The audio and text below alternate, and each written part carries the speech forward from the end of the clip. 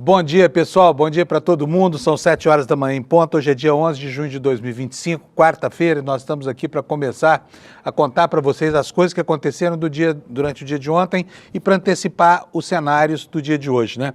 O fato mais importante no Brasil ontem foi o final da primeira fase do julgamento de Jair Bolsonaro com a oitiva dos réus que ainda faltavam. Foram 4 oitivas importantes ontem. E a mais importante de todas, a do presidente Bolsonaro. E foi uma cena bastante interessante que vai ser reproduzida ao longo da história por muito tempo.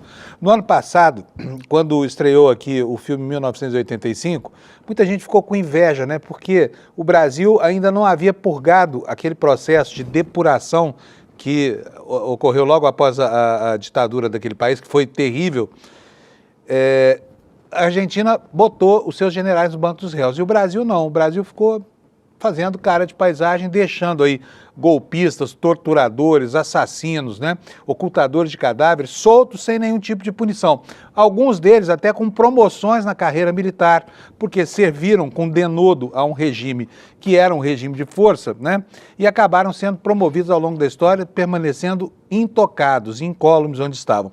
Pois ontem, né, com 40 anos de atraso, o Brasil viveu aquela cena que a gente viu com tanto gosto no filme 1985, né, estrelado pelo Darín, retratando essa depuração que foi feita lá na Argentina, logo depois da ditadura, quando os algozes do povo daquele país foram colocados por um juiz corajoso e um promotor corajoso no banco dos réus. Ontem, estavam lá sentados no banco dos réus, Bolsonaro, Braga Neto, General Heleno, todos aqueles que tramaram o golpe, que felizmente não aconteceu, porque só Deus sabe, se é que sabe, né, como é que estaria o Brasil hoje caso esse projeto tivesse triunfado. Então nós tivemos aqui, com 40 anos de atraso, ontem, aquela cena registrada no filme argentino, que comoveu tanta gente e que estava faltando ver na nossa história, né?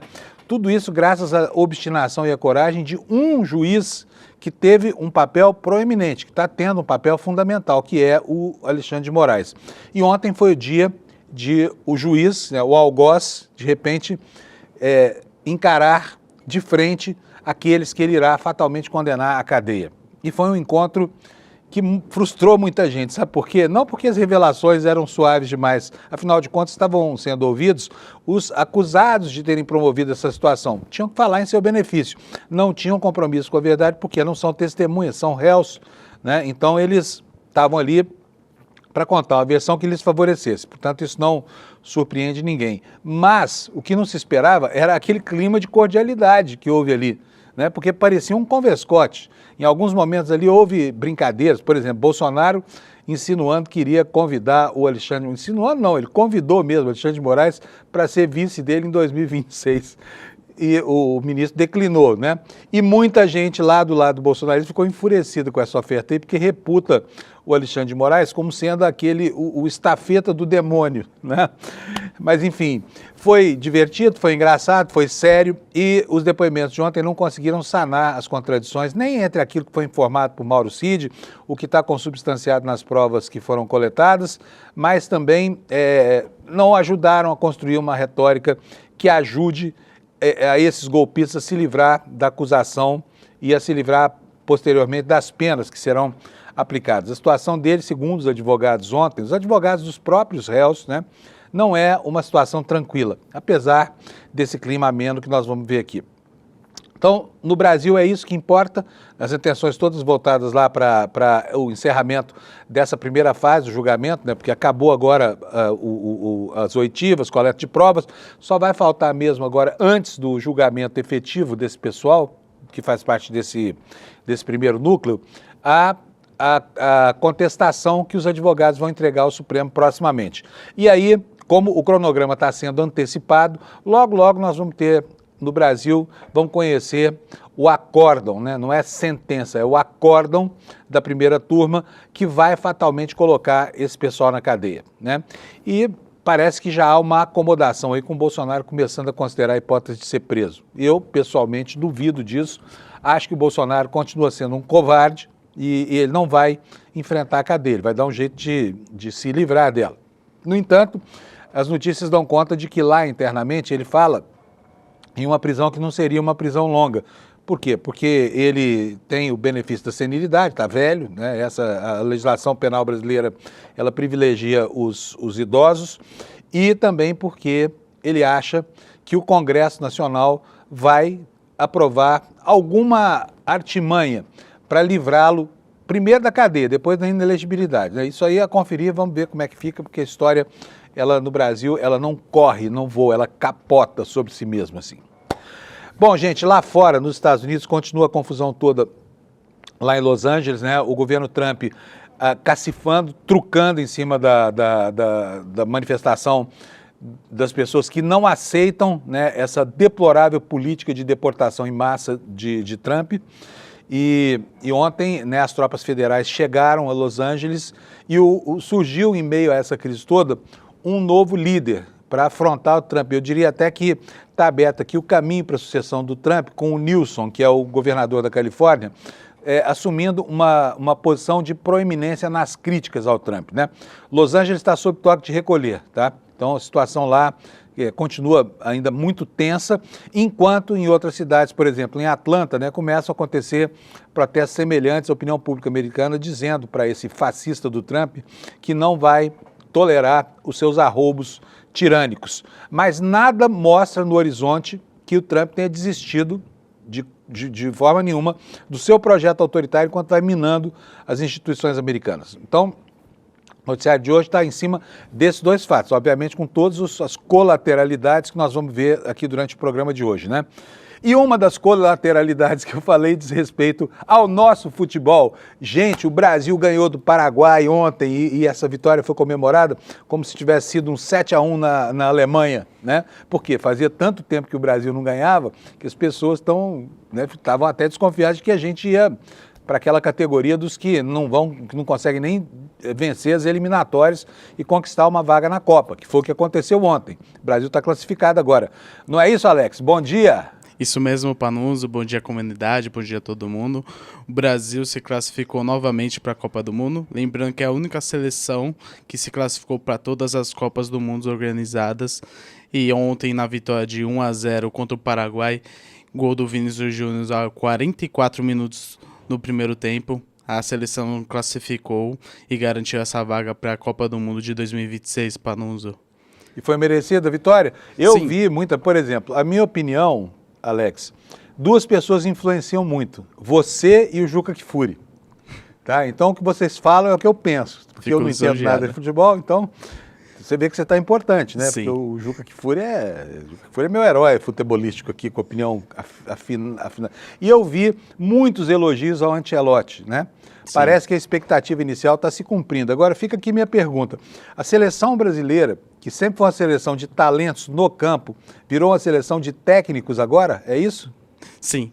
Lembrando que antes a seleção estava um pouco ruim com os treinadores que estavam passando, não tinha esquema tático. O Ancelotti parece que achou o time, está mesclando o time dependente do adversário. E nisso, ontem, o primeiro tempo, eu não vou mentir, eu não assisti o segundo tempo porque eu acordo muito cedo, mas o primeiro tempo que eu assisti foi um primeiro tempo que deu esperança para o futuro da seleção, porque ficou muito no ataque, teve algumas chances perdidas pelo Matheus Cunha, que logo em seguida deu assistência. Então, dá esperança para o próximo ano, Panunzio.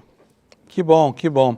Deixa eu te perguntar uma coisa aqui. Temos várias notícias hoje, assim, do futebol.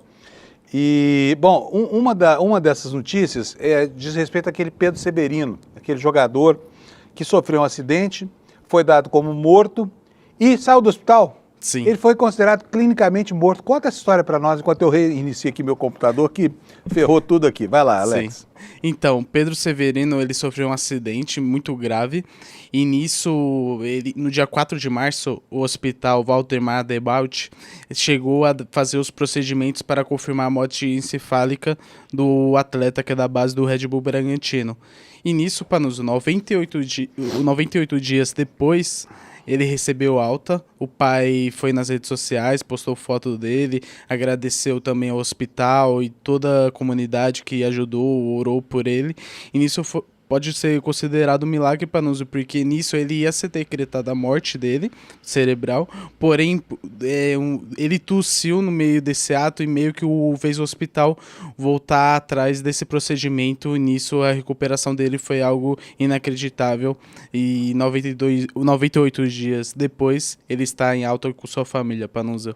Ou seja, ele foi dado mesmo como clinicamente morto, é isso? Sim. Ele já foi feito os procedimentos para decretar a morte cerebral dele, porém ele tossiu nesse meio tempo e meio fez o hospital declinar nesse procedimento, Panuza. Muito bom. Alex, obrigado para você. Então, temos mais alguma notícia da seara do futebol aí, não? Lembrando, não, mas a partir de semana que vem vai ficar Bota você na tela cheia, as pessoas estão me pedindo aqui para ver você. Bota você na tela cheia para a gente ver essa beleza do Alex, tá?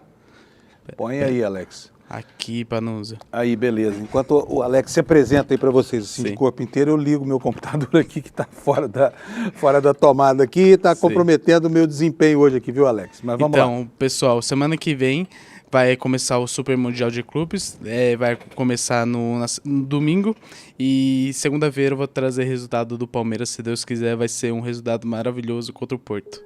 Tá, mas isso aí, gente, é a torcida dele, tá? Não quer dizer que vai acontecer, não. Tá? Sabe, quando a gente fala de Palmeiras aqui, é sempre uma fala muito parcial, né? Sim. Porque o nosso craque aqui é um palmeirense que não esconde as suas preferências pelo Palmeiras, né? Isso é verdade. Vamos nessa, Panuza. Enquanto isso aqui, já consegui consertar aqui meu computador, já vamos voltar aqui. Vou só restaurar as páginas aqui, porque aqui o roteiro a gente faz em cima das páginas da internet, né? Gente, na Argentina a situação está um caos lá.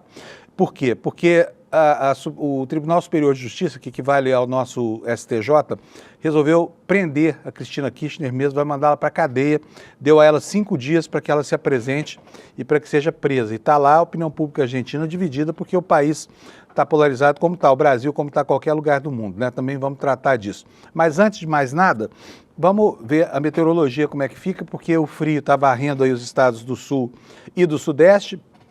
Foi uma madrugada geladinha aqui em São Paulo.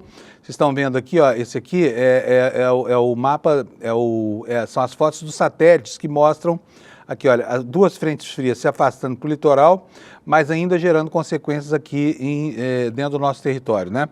E o INMET traz aqui, ó, declínio da temperatura com perigo potencial, né? Onde é que vai acontecer esse declínio da temperatura? Olha, nesta faixa preta aqui do mapa, bem no sulzinho do país, no sul e no sudeste, né? E o frio, gente, vai chegar até o interior da Bahia, ó. Quer dizer, toda essa região aqui do sulzinho da Bahia está sujeita a uma onda de frio, que é uma coisa inusitada. Os baianos pouco convivem com frio, né? Mais frio bom mesmo é esse preto aqui, olha, que vai desde a cidade de Florianópolis, lá em Santa Catarina, onde a temperatura vai baixar a 12 graus, Curitiba com 7 graus de temperatura, São Paulo com 18 graus, e aqui, olha, o Rio de Janeiro 17 graus, hein? Vai ter carioca de cachecol aí. Belo Horizonte vai ter 12 graus e Vitória vai ter 18 graus, daqui para cima a coisa já está mais bem parada, né? E também muito frio aqui na região centro-oeste, as temperaturas chegaram a 13 graus lá em Campo Grande, hein? É uma cidade que, de vez em quando, nessa época do ano, o frio passa por lá. Normalmente o calor é muito grande, então o gradiente térmico oscila muito, né? Então tá aqui, olha, teremos Cuiabá com 29 graus de máximo, que lá é quase que inverno absoluto, e Campo Grande, aqui embaixo, com 23 graus de máxima e 12 graus de mínima, né? E o computador querendo atualizar aqui os programas enquanto eu apresento aqui o Desperta. Bom, vamos lá para ver os avisos meteorológicos de hoje, então? Vamos ver? Olha, aviso meteorológico de chuvarada aqui em cima, em Roraima e uma parte no norte do Amazonas, também no estado do Acre, chuvas torrenciais, declínio da temperatura entre Mato Grosso e Mato Grosso do Sul, e esse frio vem até o litoral de São Paulo, do Rio de Janeiro e uma parte pequena no litoral do Espírito Santo. Mas o problema está aqui no sul, olha, vários alertas de tempo baixo, olha, geada na região de Rio Grande, lá no sulzinho, né, no sudeste do Rio Grande do Sul, mas também aqui na divisa com Santa Catarina, nas serras, né, geada prevista para hoje e mais geada ainda prevista aqui na região da fronteira do Brasil com a Argentina. Então é isso, as temperaturas vão estar assim, você pegue casaco quando for sair de casa, se você está aqui entre o sul e o centro-oeste brasileiro, e tenha um ótimo dia sem aquele calorão horroroso, né? Ainda com relação à previsão da temperatura, nós temos aqui uma matéria na Folha de São Paulo que está dizendo para nós que o frio vai aumentar e nós teremos entre 11 e 17 graus em São Paulo hoje, quarta-feira, né? A temperatura na madrugada já chegou a isso. A matéria diz o seguinte: a presença da massa de ar polar ainda deve manter o frio no estado de São Paulo nos próximos dias. A previsão é de que a temperatura caia ainda mais. Nesta quarta, na região metropolitana, por exemplo, os termômetros vão oscilar entre 11 e 17 graus e, no geral, o sol pode até aparecer, mas vai haver muitas nuvens ainda, um tempo enfesado, mal-humorado, né? É o que vai acontecer aqui em São Paulo. E olha, tem uma outra informação, não vou detalhar muito para vocês, para a gente não perder muito tempo com isso, mas a Groenlândia, a Noruega, gente, se imagina, estão 3 graus acima da média histórica de temperatura por causa dos efeitos do aquecimento global. E tem gente, e gente poderosa, gente que governa países importantes como os Estados Unidos, né, que duvida do aquecimento global, de que está tomando medidas para agravar esse quadro de aquecimento global. Já sabendo da temperatura, já sabendo do futebol, vamos agora aos destaques do site do ICL, que está aqui na sua página central aqui, com este banner aqui em cima, olha, sobre um evento que o ICL vai promover chamado A Semente do Caos. Você vai saber daqui a pouco o que é isso, se já não sabe, e você vai aproveitar para fazer a sua inscrição aqui, porque essa vai ser uma aula magna muito legal com o professor João César de Castro Rocha e o Eduardo Moreira sobre os ardis da extrema-direita e o que é que a gente pode fazer para sobreviver ao avanço dessas ideologias nefastas, né, que estão graçando aí pelo planeta, tá? Mas o que importa mesmo, olha, neste momento, é esta manchete. No Supremo, Bolsonaro trata do plano golpista como uma crítica estudada dentro das 4 linhas. Parecia um converscote, né? E o engraçado é que, para tirar a gravidade desses fatos todos, os réus desse núcleo 1, que foram os articuladores dessa ideia do golpe, trataram isso como se fosse um converscote entre amigos, né? Uma discussão sem importância nenhuma. Não, a gente discutiu ali um estadozinho de sítio, mas era uma coisa assim, entre uma coxinha, uma empadinha e um copo de guaraná. A gente considerou isso, mas não havia como, porque não havia apoio integral. Então nós simplesmente desistimos da ideia. Não houve golpe, não há por que punir ninguém por essa ideia, ninguém para ser preso. Todas as afrontas, todos os desafios clássicos, né, ao Alexandre de Moraes, ao Supremo Tribunal Federal, todas as injúrias feitas contra as urnas brasileiras, nada disso parecia que importava muito no julgamento de ontem. Tudo não passou de um converscote entre amigos indignados com um sistema eleitoral completamente fraudável, né? Essa é a versão dos bolsonaristas. Mas eles estavam tão mansos ontem, oh meu Deusinho do céu, dava até pena de ver aquela gente sentada ali no banco dos réus, né? Olha a cara do Braga Neto, acompanhando, ele que está preso, né? É o único desses réus todos aqui que tá encarcerado, está engaiolado. Não estava com cara de bons amigos ontem. Por quê? Porque a situação dele realmente é uma situação muito complicada e vem se complicando. Se complicou mais ainda. Olha, em vez de ler, eu vou dividir com vocês alguns dos trechos desse depoimento, que foram trechos que demarcaram exatamente a linha de defesa de cada um dos depoentes, né? Então, vamos tratar desses vídeos que a gente vai ver agora. Eu vou começar pelo Almirante Garnier, porque o Almirante Garnier tinha uma importância muito estratégica na organização dessa história toda. Era ele o principal fiador das forças militares que deveriam apoiar o golpe que vinha sendo proposto por Bolsonaro, né? E ele começou ontem explicando um fato trivial, nem é crime nem nada, mas isso denota digamos assim, o comportamento refratário dele, né? E o protesto que ele fez ali simbolicamente quando se recusou a participar de um evento que é um evento típico de uma democracia, que é a passagem de cargo, a passagem de comando, né? E ontem teve que explicar para o Alexandre de Moraes por que foi que ele não foi à passagem de cargo como representante da Marinha. Roda para nós, Alex. Fiz toda a passagem de comando institucional, como está previsto na Ordenança Geral para o Serviço da Armada. Passei todo o serviço ao Almirante Olsen e à sua equipe.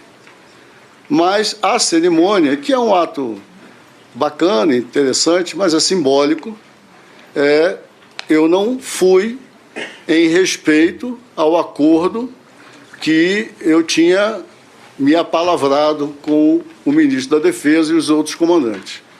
O brigadeiro Batista Júnior, por razões que eu desconheço, foi mudando a data de passagem dele e passou no dia 2 de janeiro de 2023. Então, essa é a razão.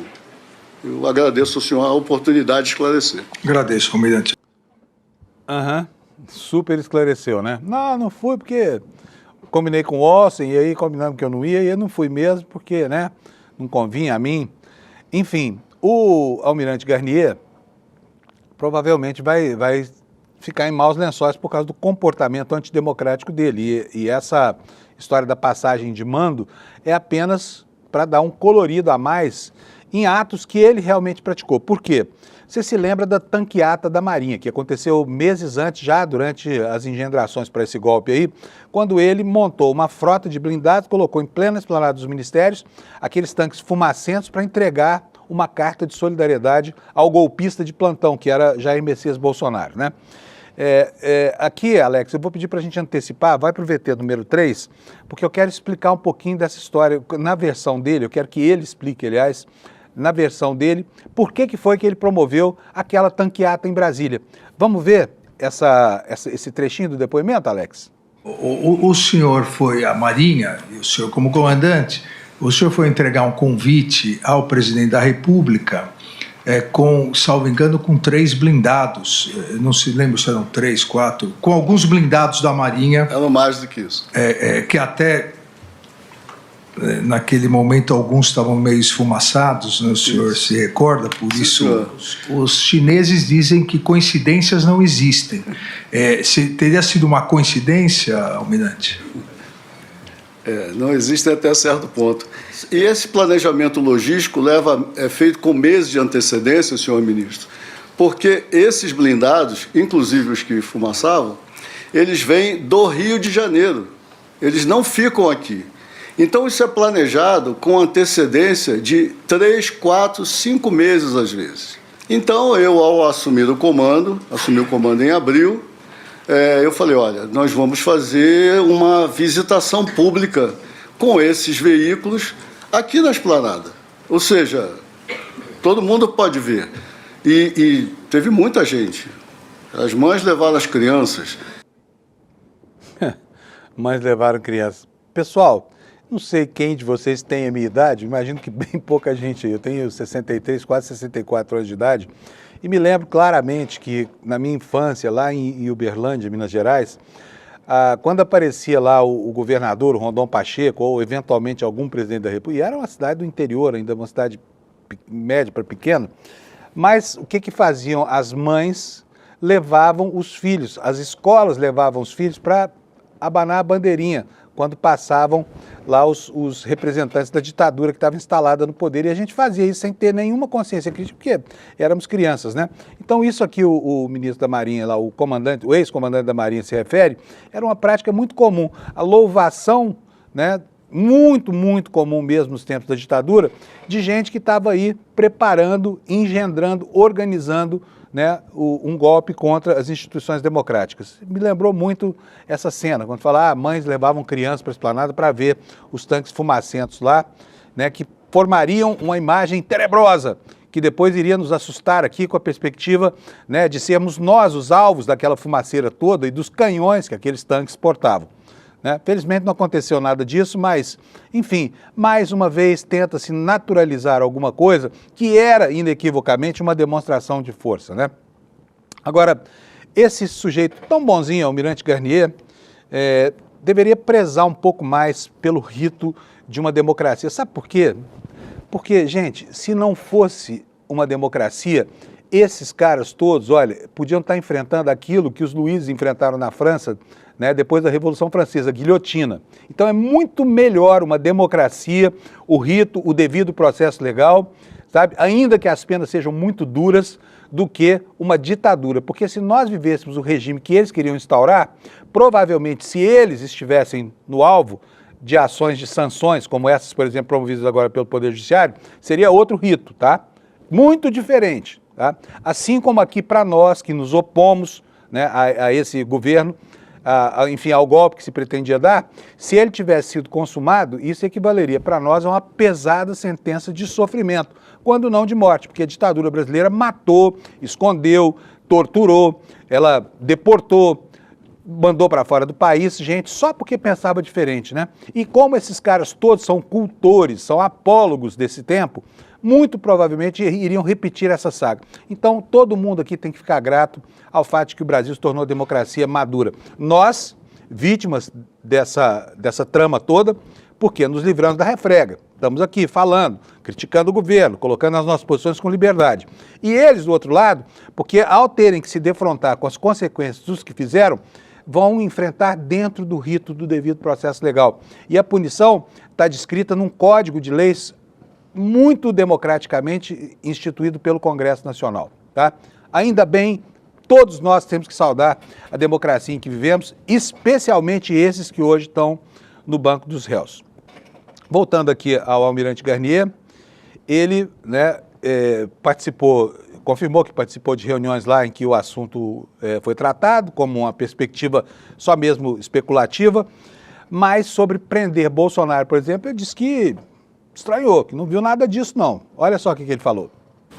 Mas eu gostaria de saber, em primeiro lugar, o senhor participou de alguma reunião em que um dos integrantes da Cúpula Superior das Forças Armadas ameaçou prender o presidente da República? Não, senhor.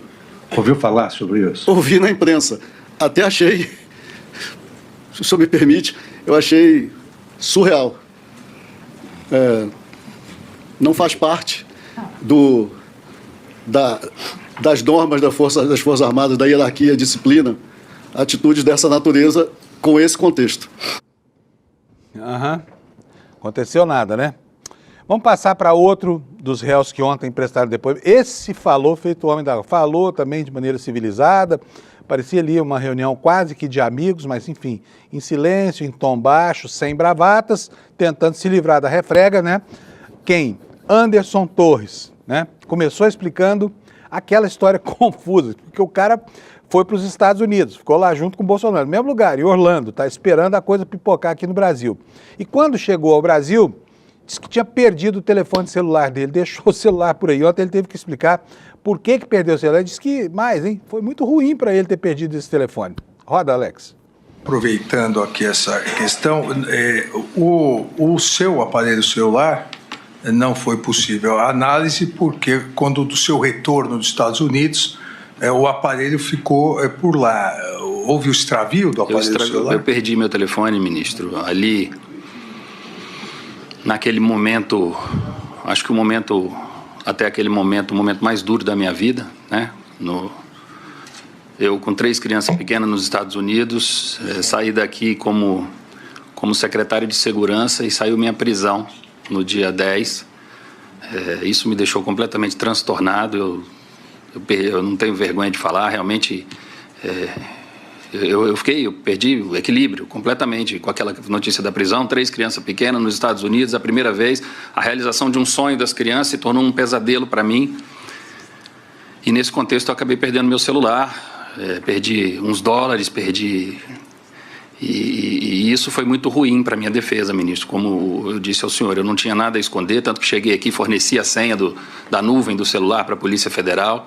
Ali tinha muita coisa que me ajudaria, as mensagens que eu troquei no dia do 8 de janeiro, as mensagens que eu mandei desesperado lá dos Estados Unidos para o meu adjunto, apesar de que o celular dele foi periciado, o celular do governador Ibanez foi periciado, o celular da doutora Marília foi periciado, e mostra a lisura e a preocupação minha em relação a tudo que aconteceu, ministro. Pois é, né? Tão bonzinho.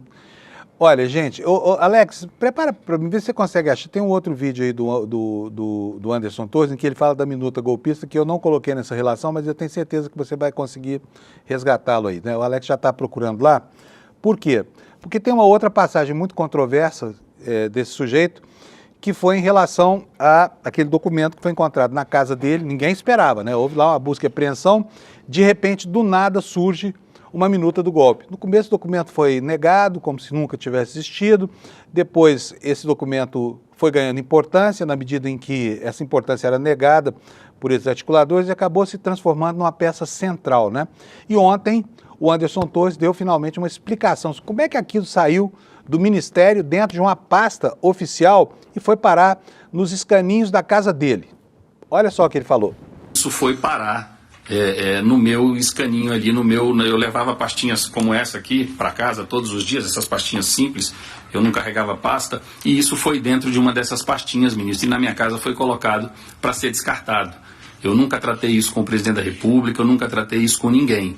Isso veio até o meu gabinete no Ministério da Justiça, foi organizado pela minha assessoria, isso veio num envelope dentro, foi parar na minha casa, mas eu nunca discuti esse assunto, eu nunca trouxe isso à tona, isso foi uma fatalidade que aconteceu, porque era já para ter sido destruída há muito tempo, eu nunca trabalhei isso.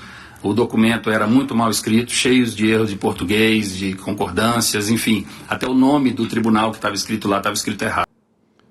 Então deve ter sido escrito pelo Carluxo, né? Porque se tem alguém que produz documentos cheios de erros dessa forma aí, é o filho do Bolsonaro. Isso aqui é só uma sacanagemzinha minha sobre essa história toda.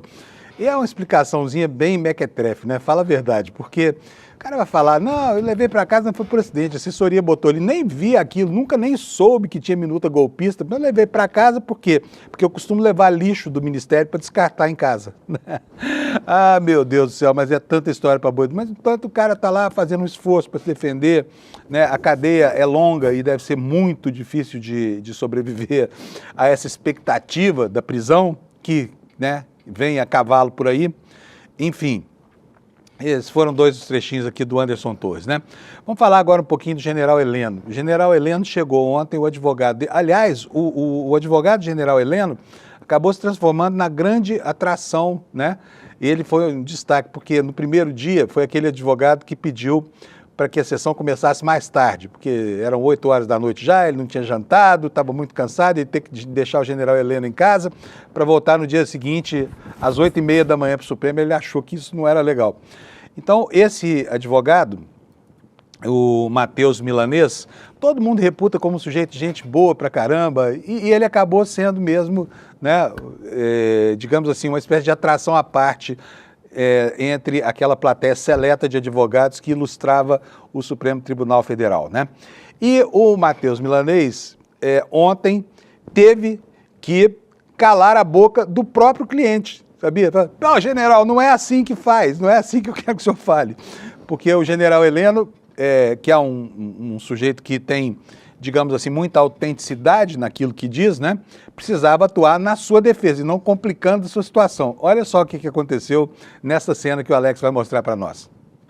Não havia clima. Não, perfeito, general. O clima da BIM era muito bom. Não, mas, general, a pergunta é só sim ou não, desculpa. O senhor coordenou ações da BIM, orientando para que a agência produzisse relatórios e documentos com informações falsas sobre a eleição? Não fui eu, general Heleno. Que fique nos anais aqui do Supremo. Foi o seu advogado. Sim, senhor. Obrigado, senhor ministro. É só um sim ou não, general. O senhor coordenou... Engraçado essa cena, né? O advogado mandando o cliente calar a boca. Foi muito divertido mesmo, né? Bom...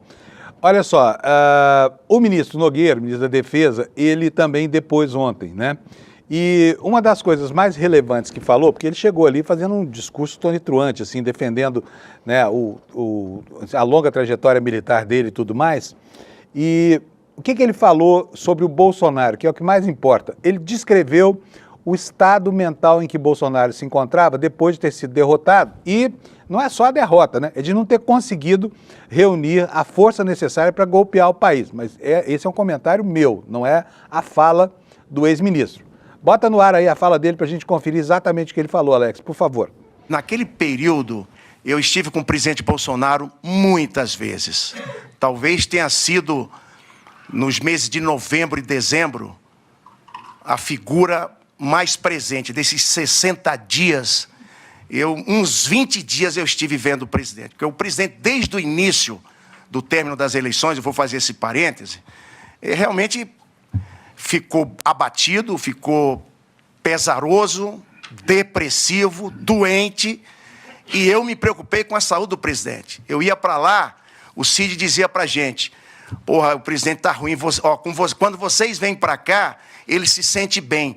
Eu tratei com os 3 comandantes, falei o seguinte, vocês 3 façam uma escalinha para um dia um vai, o outro vai, para poder conversar com o presidente, para ele melhorar o visual dele. Isso aconteceu. Então, os 3 comandantes, não sei se o Garnier lembra, faziam uma escalinha ali para conversar, jogar conversa. E ele conversava, desabafava.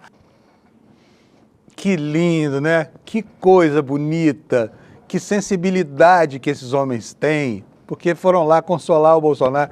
Os chefes militares das Forças Armadas Brasileiras fizeram um plantão de babazinha psiquiátrica do Bolsonaro. Não é comovente essa cena, gente? Eu fiquei até enternecido ontem e confesso que fui às lágrimas quando o general Nogueira Batista falou sobre esta incrível atuação de chefes militares que se comportam mesmo como aconselhadores, né? Como psicólogos aí, como amigos do peito daquele que se coloca numa situação tão difícil quanto a que Bolsonaro se colocou depois de perder as eleições e de ver fracassar o seu golpe de Estado, né? Gente, agora vamos passar para o que importa. Vamos passar para o Bolsonaro. Bolsonaro depois ontem, e eu confesso para vocês que eu fiquei surpreendido, porque eu achava que ele ia cumprir o receituário que foi escrito em 1923 por um outro personagem da história, cujo nome eu nem vou falar, talvez você até saiba, mas é para depois não me acusarem de estar banalizando o nazismo, né? Então, se você conseguir localizar na sua cabeça esse personagem, mas foi um personagem que achou que ia dar um golpe na Alemanha e prendeu numa cervejaria em Munique a cúpula militar e política, né? Os alemães iam beber cerveja na cervejaria, conversar sobre política. Esse sujeito entrou lá com a tropa de doidivanas e tentou dar um golpe de Estado. Se ferrou, né? Esse golpe ficou conhecido como putsch da cervejaria. Aí o protagonista dessa cena foi preso, tá? Foi preso e ficou preso durante 7 meses apenas, foi condenado a 7 anos, ficou 7 meses, escreveu um livro chamado Minha Luta. Você já se ligou em quem é esse personagem? E ele acabou transformando o julgamento dele numa oportunidade para fazer um discurso que foi ouvido por todos os alemães e acabou transformando esse sujeito que não representava nada em um líder do estilo Bolsonaro. Alguém que saiu do nada e que virou uma pessoa extremamente popular e que 10 anos depois tomaria o poder numa eleição que, na verdade, ele não ganhou, numa composição com os sociais-democratas, e em menos de 2 meses matou a democracia da Alemanha. O que ele fez durante o julgamento dele? Fez um baita discurso, só que o cara era um orador brilhante, né? Ele tinha, entre as pouquíssimas qualidades que reunia, ele tinha essa capacidade de encantar as pessoas como um encantador de serpentes, né? Não vou falar o nome desse personagem, você já deve ter entendido quem que é, não precisa, mas o Bolsonaro tentou seguir o receituário de 1923 e ontem tentou falar para os seus eleitores, né? Falando diretamente com eles, defendendo o governo dele, que fez maravilha, levou água para o Nordeste, tudo mentira, mas tentou se comunicar com o eleitor dele. Só que durante a maior parte do tempo ele quis mesmo entrar numa relação empática com o Alexandre de Moraes. E não foram poucas as tentativas, tá? E o clima da sessão de julgamento ontem favoreceu essa história toda, né? A começar por um inaudito, inusitado pedido de desculpas, que transformou todas as afrontas, as injúrias, as sacações em mera questão retórica. Vamos ver o que o Bolsonaro disse pedindo desculpa ao Alexandre de Moraes. Eu leio um outro trecho aqui,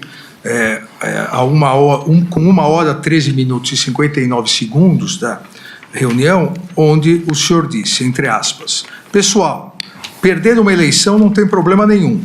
Nós não podemos perder a democracia numa eleição fraudada. Olha o Fachin, o cara não tem limite. E não vou falar que o Fachin está levando 30 milhões de dólares. Não vou falar isso aí. O que o Barroso está levando, 30 milhões de dólares. Não vou falar isso aí. Que o Alexandre de Moraes está levando 50 milhões de dólares. Não vou falar isso aí. Não vou levar para esse lado. Não tenho prova, pô. Mas algo esquisito está acontecendo. Esse cidadão que está aqui é um marxista, advogado do MST, O Alexandre de Moraes, vocês sabem qual é a vida pregressa dele. O Barroso, vocês também sabem. Quais eram os indícios que o senhor tinha que nós estaríamos levando 50 milhões, 30 milhões de dólares? Não tem indício nenhum, senhor ministro. Tanto é que era uma reunião para não ser gravada, um desabafo, uma retórica que eu usei. Se fosse outros 3 ocupando, teria falado da mesma coisa. Então, me desculpem, não tinha essa intenção de acusar de qualquer desvio de conduta dos senhores 3. Atenção, patriotários, equivocados em geral e tudo mais. Percebam o que o líder de vocês falou. Não tinha nenhum indício de nada daquilo que ele falou, tá? Ao contrário do que ele tentou consubstanciar em relação, por exemplo, às urnas eletrônicas, porque aí ele promoveu uma série de falsificações, inclusive citando um ministro do Supremo que estava ausente, que foi o ministro Flávio Dino, né? Mas vamos passar por cima disso, porque isso você já sabe, está em todas as manchetes. Eu quero mostrar para vocês aqui a negativa de Bolsonaro em relação à cessão de tropas da Marinha para apoiá-lo na sua intenção golpista.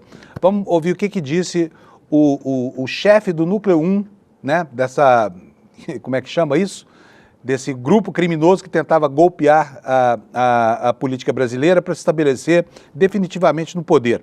Começando pela negativa do oferecimento de tropas pelo comandante da Marinha. Alex. Nessa reunião ainda, e o senhor acompanhou hoje o interrogatório do almirante Garnier, nessa reunião, em algum outro momento, o almirante Garnier colocou as tropas da Marinha à sua disposição?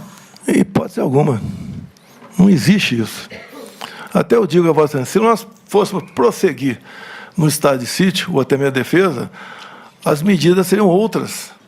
Na ponta da linha é que teriam outras instituições envolvidas. Agora, não tinha clima, não tinha oportunidade, não tínhamos uma base minimamente sólida para fazer qualquer coisa. Fica tudo tão natural, né? Na fala mansa de um Bolsonaro que hoje, muito diferente daquele que vociferava, chamando de canalha o presidente do inquérito lá, que vai acabar por colocá-lo na cadeia, né? Bom, outro aspecto que o Bolsonaro explicou, e aqui eu estou falando sempre aqui de detalhes que vão escapar à cobertura formal da imprensa, você não vai ver lá, você vai ver aqui. Mas foi aquela reunião doidivanas que aconteceu, aloprada, entre Marcos Duval, Daniel Silveira e Jair Bolsonaro no Palácio da Alvorada. O objetivo dessa reunião, todo mundo se lembra, era colocar uma escuta eletrônica no senador Marcos Duval para que ele fosse tentar comprometer o ministro Alexandre de Moraes, né, dizendo que havia ali uma conspiração contra ele se colocando na condição de informante. Ninguém nunca entendeu muito bem como é que tal loucura pode ter acontecido. E ontem o Bolsonaro, inclusive, reiterou, né? Conversava com o Marcos Duval enquanto ele ainda parecia normal. Não me parece que seja. E já que o Bolsonaro está falando, a gente vai acreditar no Bolsonaro. Definitivamente o Marcos Duval não é uma pessoa que pode ser classificada como neurotípica. Roda para nós aí esse trecho, por favor, Alex.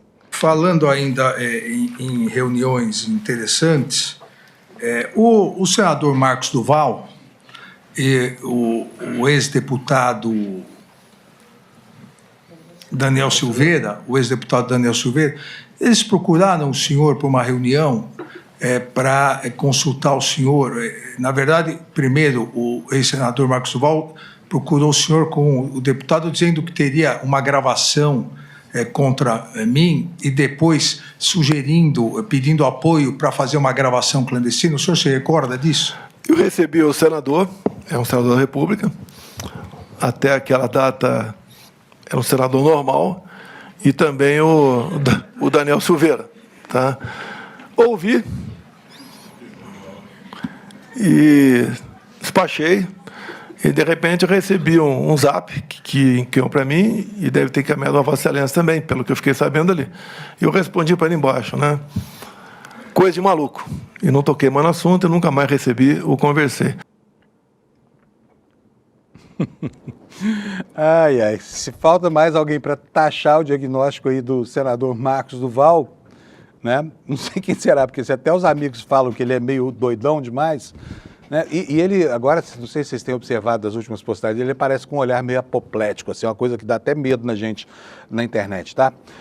Bom, o último VT que eu vou mostrar para vocês hoje, para que vocês possam formar finalmente a sua opinião sobre o que aconteceu ontem, nessa etapa tão importante do julgamento dos líderes do golpe, foram as gracinhas, né, e as insinuações que Bolsonaro usou para tentar criar um clima ali com o ministro Alexandre de Moraes, como se ambos tivessem alguma intimidade. Só que o ministro Alexandre de Moraes até está se comportando com um humor que eu não esperava dele um pouco mais de severidade, assim, não de seriedade, porque ele é muito sério, né? Mas eu esperava dele um comportamento um pouco mais distante. Mas ele não, ele embarcou na coisa e está dialogando ali com esses momentos de descontração, coisa que é positiva, porque afinal de contas, quando vier a sentença, que o pessoal vai entender que o caráter desse ministro não se expressa pelo seu comportamento pessoal, e sim pelo seu rigor processual, né? É o que a gente vai ver, o que vai acontecer. Mas ontem aconteceu vários momentos de descontração. Começamos aqui, olha, Bolsonaro deu uma aula sobre o que considera um golpe de Estado, você vai ver agora. Falou que a fisionomia dele ensejava a confiança, inclusive chamou o presidente do Supremo Tribunal Federal, o presidente do inquérito lá, o Alexandre de Moraes, presidente do Supremo não, o presidente do inquérito, né? Convidou o Alexandre de Moraes para ser seu vice em 2026. Vamos ver essas gracinhas? Roda para nós, Alex, please. Meu ministro, desculpa aqui.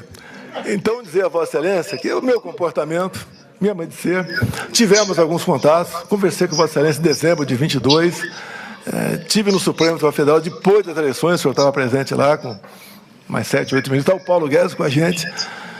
Acredito que o senhor não tem bola de cristal, mas o senhor olhando para a minha fisionomia, eu sempre procurei transmitir a verdade acima de tudo. Golpe de Estado, né, que você vai chegar lá, está chegando lá. O golpe de Estado não são meia dúzia de pessoas, 2 ou 3 generais e meia dúzia de coronéis. Só pode ver. Muitos chamam o Temer de golpista até hoje pelo impeachment. A questão de 64, que a esquerda chama de golpe até hoje.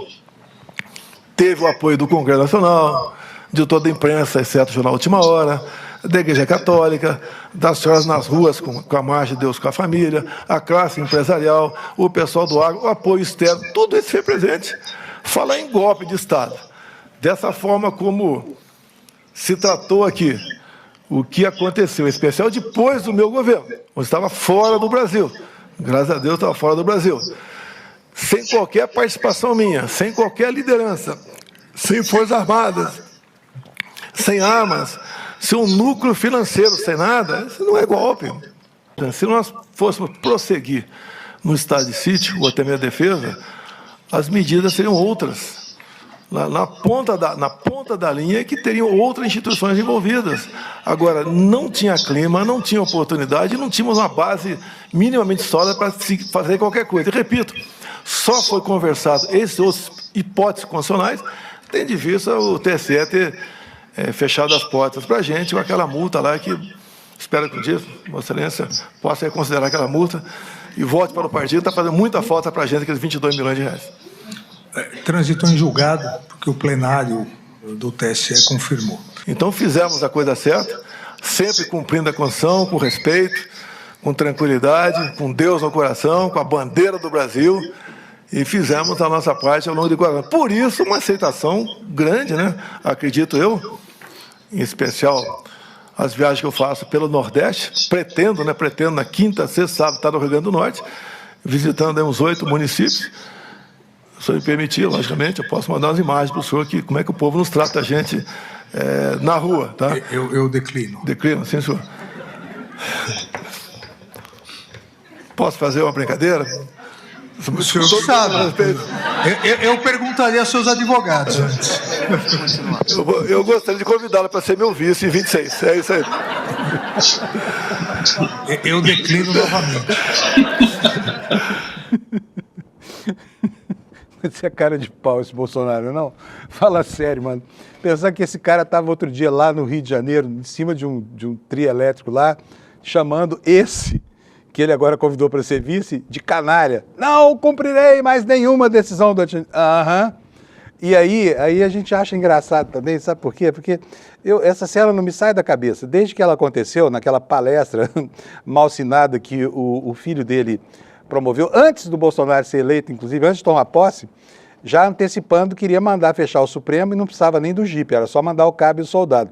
Agora parece que o Supremo é quem fechou a família dele, né?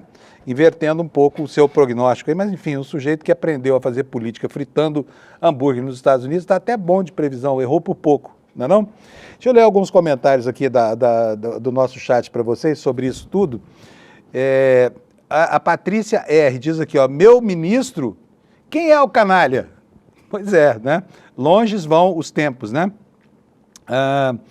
A Vavá Lima diz aqui para nós, ó, por enquanto o Xandão tá bonzinho, mas a trolha vai entrar com gosto. Olha o palavrão, não pode antes das 9 horas da manhã aqui no ICL, tá?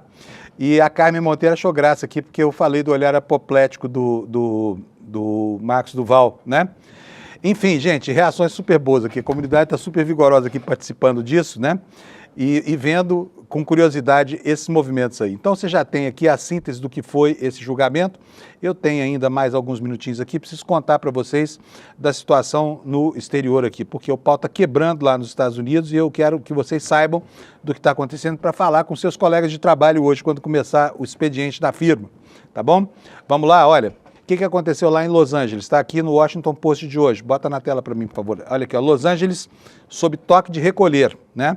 E Trump cacifando aí, trucando, né? Endurecendo cada vez. Olha que foto engraçada essa aqui que você está vendo. Pode isso? Hein, Alex? Essa foto está na capa do Washington Post, tá? Não fui eu que pus por querer, não, mas engraçado, né? O traseiro do policial aqui. Mas vamos lá, vamos voltar ao que é sério. Que Los Angeles decreta toque de recolher enquanto Trump adota linha dura contra os protestos. O presidente diz que a demonstração de força federal na cidade deve servir como um alerta de que manifestações semelhantes em outros lugares não serão toleradas. Alex, olha aí, ó. Que bela foto na capa do jornal mais importante dos Estados Unidos, ou do segundo mais importante. Alex, nós temos aí a fala do Newsom, que é o governador da Califórnia. Se tiver, deixa mais ou menos no ponto. O Alex já está providenciando aqui para a gente, porque está surgindo um novo líder lá nos Estados Unidos, que é um líder democrata que se opõe frontalmente ao Trump. Vocês podem ter certeza absoluta de que esse homem está construindo a sua via para conquistar um espaço e disputar a presidência da República, tá? Temos aí, vamos colocar então o vídeo em que o governador denuncia. Esse vídeo está na capa também dos jornais americanos hoje, tá? Foi uma manifestação do governador da Califórnia lá. E ele fazendo aqui críticas severas ao Trump. Ele está pé da vida porque o Trump convocou a Guarda Nacional, que é uma guarda do estado da Califórnia, sem consultar o governador, tá? E esse assunto está judicializado. Vamos ver o que disse ontem o governador da Califórnia, que surge e emerge como um líder antitrumpista, né? Que estava faltando no Partido Democrata americano. Roda para nós, Alex. This brazen abuse of power by a sitting president inflamed a combustible situation, putting our people, our officers, and even our National Guard at risk. That's when the downward spiral began. Curta, mas muito, muito grave, né? Vamos passar para o próximo assunto aqui, porque nós temos só 4 minutinhos aqui para seguir com o noticiário. E olha, essa manchete aí que você está vendo, ela fala sobre o Trump escalando lá o desejo de transferir gente para Guantánamo, incluindo cidadãos de países que são aliados do governo dos Estados Unidos, sem comunicar ao governo, hein? Eu vou traduzir aqui para que você possa ler junto comigo aqui a manchete. Olha, Trump aumentará a transferência para Guantánamo, incluindo cidadãos de países aliados. O governo está se preparando para enviar milhares de estrangeiros para um infame centro de detenção, diz o Washington Post, não é o Partido Comunista Chinês, tá bom? Incluindo pessoas da Grã-Bretanha, da França e da Itália, e sem planos de notificar aos governos de origem, disseram autoridades. Isso aqui é a institucionalização do sequestro. Como é que pode um governo prender cidadãos que são de outros países, supostamente com o objetivo de expulsá-los dos Estados Unidos, e sequer comunicar, mandar para um campo de concentração, né? A cada dia que passa, o regime do Trump fica mais parecido com o regime nazista da Alemanha, né? Inclusive agora ele se instrumentalizando de uma guarda federal que cumpre o mesmo papel que a SS cumpriu lá no regime do Hitler, tá bom? Então saiba que isso tudo está acontecendo naquele que já foi considerado até bem pouco tempo atrás como o grande pilar das democracias ocidentais. E mais, tem mais ainda, porque o declínio não é só das instituições democráticas, é também, por exemplo, o declínio das ciências.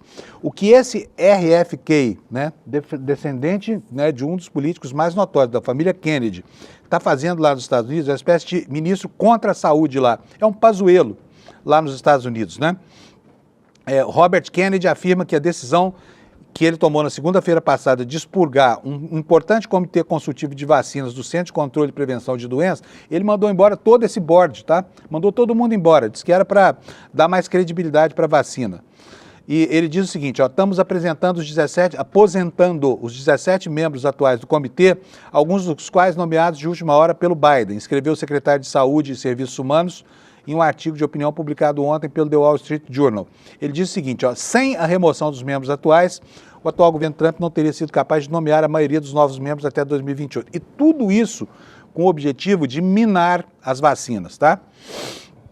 Vou correr agora aqui para os jornais da Argentina, porque a coisa está bem feita lá. Olha, está aqui a manchete do jornal El Clarín, é um jornal que se opõe ao kirchnerismo, né? Tem uma briga clássica. Eles consideram um feito histórico. A corte lá, o Tribunal Superior de Justiça deixou uma decisão firme de condenação e Cristina Kirchner tem que ir presa por corrupção. O Tribunal Máximo rechaçou por unanimidade o último recurso da ex-presidenta, que deverá cumprir uma pena de 6 anos de prisão e ficou inabilitada por toda a vida para ocupar cargos públicos, né? Está aqui a Cristina Kirchner que está pedindo ao povo argentino que resista. E lá tem uma voz dissonante, né, dessa voz do Clarín, que é o jornal Página Doce, que apoia a Cristina Kirchner e está denunciando que a ação dessa Corte de Justiça foi uma ação contra a democracia, inclusive contra a legislação argentina, né? Está aqui, olha, como a Suprema Corte se agachou diante do poder real e ratificou a condenação a Cristina Kirchner, né? Tem 5 dias para se apresentar e corre o risco de ir para a cadeia. Vou sair agora do noticiário internacional para apresentar para vocês aqui pelo menos 2 notícias rapidamente. A Mônica Bergamo, na Folha de São Paulo, está dando uma informação de um fato estarrecedor para a gente. Olha, 300 crianças e adolescentes vítimas de violência e de abandono foram resgatados numa operação pelo Ministério da Justiça. Uma longa operação, não é algo de um dia, tá bom? Olha, em um mês, 377 crianças e adolescentes vítimas de violência e abandono foram resgatadas por uma operação chamada Caminhos Seguros do Ministério da Justiça e Segurança Pública.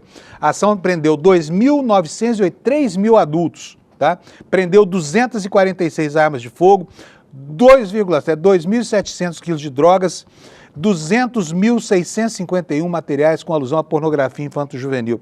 Essa notícia aqui, gente, é tão importante, e aqui fica a minha pergunta. Por que isso está só na coluna da Mônica?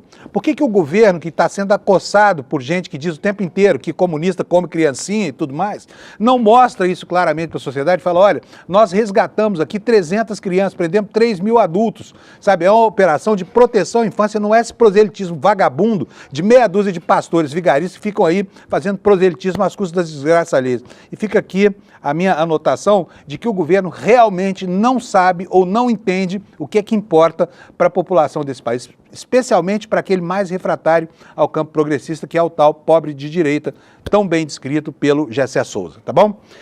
Por último de tudo, antes de acabar o programa, tenho que falar para vocês de um evento aqui do ICL, que o Alex já colocou aqui no meu telão.